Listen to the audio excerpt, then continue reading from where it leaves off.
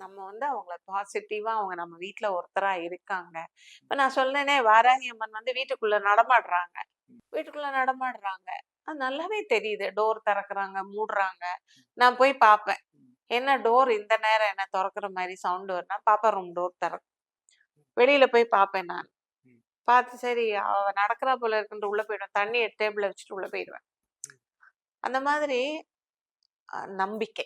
இப்ப நீங்க ஒருவேளை தனியா இருந்தா கூட உங்களுக்கு தனியா இருக்கிறோன்ற ஒரு ஃபீலிங்கே உங்களுக்கு வராது போல. எனக்கு கிடையாது. எங்க வீட்ல 1008 பேர் இருக்காங்க.